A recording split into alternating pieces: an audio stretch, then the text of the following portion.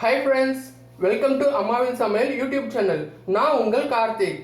இன்னைக்கு நம்ம என்ன டிஷ் பார்க்க போறோம் அப்படின்னா அரைச்சி ஊத்தின சிக்கன் குழம்பு எப்படி செய்யணும்ன்றது இன்னைக்கு எங்க அம்மா வீடியோல சொல்லுவாங்க. வாங்க பார்க்கலாம். அதுக்கு முன்னாடி இந்த சேனலுக்கு நீங்க புதுசா வந்திருக்கீங்க அப்படின்னா மறக்காம சப்ஸ்கிரைப் பட்டனை பிரஸ் பண்ணி பெல் ஐகானையும் சேர்த்து கிளிக் பண்ணுங்க. அப்பதான் நாங்க போடுற வீடியோஸ் உங்களுக்கு உடனுக்குடன் வரும். வாங்க சேனல் உள்ள போலாம். எல்லாருக்கும் வணக்கம். அம்மாவின் சமையல் சிவகாமி பேசுகிறேன். இன்றைக்கி நான் வந்து அரைச்சி விட்ட சிக்கன் குழம்பு செய்கிறது எப்படின்றத காட்ட போகிறேன். இதுக்கு தேவையான பொருட்கள் நான் வச்சுருக்கேன் பாருங்கள். முதல்ல வந்து தாளிக்கிறதுக்கு நம்ம என்னென்ன போடுறோம்னா, இன்றைக்கி தாளிக்கிறது வந்து வெறும் வெங்காயம், பச்சை மிளகாய். நான் வந்து இன்றைக்கி பாதியாக எடுத்து வச்சுருக்கேன். பாதி வந்து பெரிய வெங்காயம், பாதி சின்ன வெங்காயம், அது உள்ளின்னுவாங்க. சின்ன வெங்காயம் இருக்குல்ல, அது வச்சுருக்கேன். பச்சை மிளகாய் வச்சுருக்கேன், கருவேப்பிலை, கொத்தமல்லி. இந்த பச்சை மிளகாய் சும்மா ஒரு ரெண்டே போடுங்க.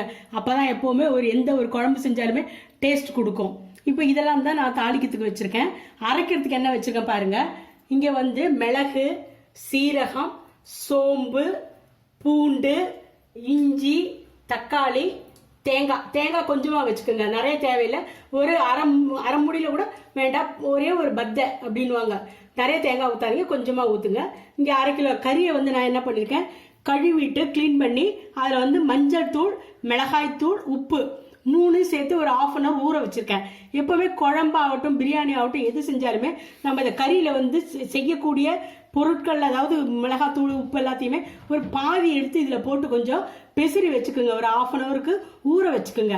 ஊற வச்சாதான் உங்களுக்கு குழம்பு செய்யும்போது இந்த கறியில் எல்லாமே உங்களுக்கு நல்ல ஒரு எல்லா கார மசாலாலாம் சேர்ந்து நல்லா டேஸ்ட் கொடுக்கும். இல்லைன்னா சப்புன்னு இருக்கும் குழம்பு. இப்போ நான் இதெல்லாம் வச்சுருக்கேன்.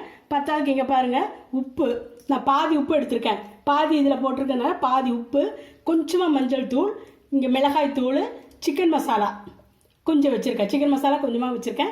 எண்ணெய் தாளிக்கிறதுக்கு தேவையான எண்ணெய் நீங்கள் ஊற்றிக்கோங்க. எப்படி பண்ணுறதுன்றதை பார்க்கலாம் வாங்க. இப்போ நான் கேஸை பற்ற வச்சுட்டேங்க. குக்கர் வச்சுருக்கேன். குக்கரில் எண்ணெய் ஊற்றிருக்கேன். எண்ணெய் காஞ்சிச்சுன்னா இந்த பாருங்கள், வெறும் வெங்காயம் தான் போடுறேன். அதுக்கு வந்து எந்த இதுவும் போட மாட்டேன். இந்த பாருங்க, வெங்காயம் போட்டுட்டு நல்லா செவுக்கட்டும். சின்ன வெங்காயம் முதல்ல போடுறேன். இப்போ பாருங்கள், சின்ன வெங்காயத்தை போட்டிருக்கேன். சின்ன வெங்காயம் லேசாக வதங்கும்போது இந்த பெரிய வெங்காயத்தையும் போட்டுக்கோங்க. நான் பாதிக்கு பாதி, அதாவது பாதி சின்ன வெங்காயம் பாதி பெரிய வெங்காயம் எடுத்துருக்கேன். இது நல்லா வதக்குங்க.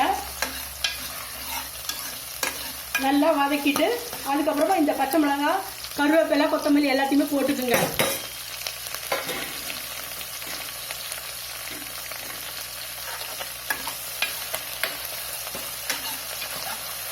நல்ல வெங்காயம் வந்து ஓரளவுக்கு கொஞ்சம் செவுக்கிற மாதிரி வரணும்.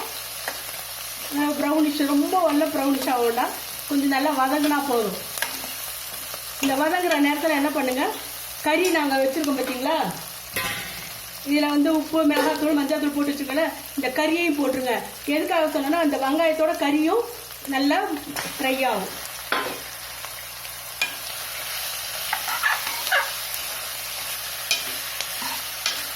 இதே மாதிரி ஒரு 5 நிமிஷம் நல்லா கிளறுங்க. நல்லா கறி வந்து நல்லா பாதி வேகிற மாதிரி இதில் சுருண்டு வரணும்.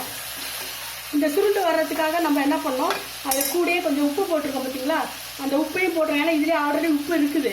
அதனால் நம்ம வந்து இந்த மிச்சம் உள்ள உப்பையும் போட்டுக்கலாம். உப்பு, மிளகாத்தூள், மஞ்சாத்தூள் இதையும் போட்டுக்குங்க. பண்ணிவிட்டு எல்லாம் ஒன்றா நல்லா கிளறி விடுங்க. இப்போ பாருங்கள், வெங்காயம் கறி எல்லாம் சேர்ந்து ஒத்து வந்துட்டு பாருங்க. எண்ணெய் கொஞ்சம் லைட்டாக வெளியில் வந்துருச்சு. இப்போ கொஞ்சம் நல்ல வெங்காயம் எல்லாமே வந்துருச்சு. இந்த நேரத்தில் நம்ம அரைச்சி வச்சுருக்கோம் பார்த்தீங்களா, அதாவது மிளகு, சீரகம், சோம்பு, தேங்காய், தக்காளி எல்லாமே இதில் அரைச்சதை ஊற்றுங்க. அரைச்சி ஊற்றிட்டு தேவையான தண்ணியை ஊற்றிக்கிங்க. இப்போ பாருங்கள், இது நான் தேவையான தண்ணியை இந்த அரைச்சி வச்சுருக்கேன் பார்த்தீங்களா, தேங்காய் எல்லாம் அதுலேயும் ஊற்றியாச்சு. இந்த மாதிரி உங்களுக்கு ரொம்ப தண்ணியாக வேணால் கொஞ்சம் தண்ணி ஊற்றிக்கலாம். நான் கொஞ்சம் திக்காகவே வைக்கிறேன். ஏன்னா அப்போ தான் கொஞ்சம் டேஸ்ட் கொடுக்கும். நான் இது மாதிரி இப்போ என்ன பண்ணுறேன், இதோட இது போட்டு விசில் வைக்க போகிறேன். எனக்கு வந்து 5 நிமிஷம் விசில். உங்களுக்கு எப்படி கறி வேகத்துக்கு எத்தனை நேரம் விசில் வருதுன்னு பாருங்கள்.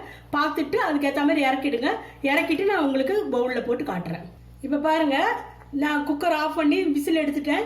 இப்போ எப்படி இருக்குது பாருங்கள், தவதலான்ட்டு சிக்கன் குழம்பு ரெடி ஆகிடுச்சு. இந்த சிக்கன் குழம்பு நம்ம வந்து எப்படியே பவுலில் மாற்றிட்டு உங்களுக்கு காட்ட போகிறேன் பாருங்கள். இப்போ பாருங்கள், கமகமாண்டு அரைச்சி ஊற்றின சிக்கன் குழம்பு ரெடி ஆகிடுச்சு. இந்த சிக்கன் குழம்பு நீங்கள் வந்து சாப்பாட்டுக்கும் வச்சுக்கலாம், சப்பாத்தி, தோசை, இட்லி எதுக்கு வேணாலும் யூஸ் பண்ணலாம். அவ்வளோ டேஸ்ட்டாக இருக்கும். நீங்கள் இடியாப்பம் சுட்டாலும் சரி, ஆப்பம் சுட்டாலும் சரி, எல்லாத்துக்குமே யூஸ் பண்ணிக்கலாம். நீங்கள் செஞ்சு பார்த்து எனக்கு கமெண்ட் பண்ணுங்கள், எப்படி டேஸ்ட் எப்படி இருக்குன்றது எனக்கு சொல்லுங்கள். இப்போ பார்த்தீங்கன்னா அரைச்சி ஊற்றின கறி குழம்பு எப்படி செஞ்சிருப்பாங்கன்றது நீங்கள் இந்த வீடியோவில் பார்த்துருப்பீங்க. உங்களுக்கு பார்க்கும்போது நாக்கு ஊறுன்றதை நினைக்கிறேன். இந்த வீடியோ உங்களுக்கு பிடிச்சிருந்ததுன்னா வீட்டில் மறக்காமல் செஞ்சு பார்த்துட்டு எப்படி இருக்குன்றதை கமெண்ட் பண்ணி சொல்லுங்கள். அது மட்டும் இல்லாமல் லைக் பண்ணுங்கள், ஷேர் பண்ணுங்கள், சப்ஸ்கிரைப் பண்ணி இந்த பெல் ஐக்கானையும் சேர்த்து கிளிக் பண்ணுங்கள். அப்போ தான் நாங்கள் போடுற வீடியோஸ் உங்களுக்கு உடனுக்குடன் வரும். Bye all, love you, cheers.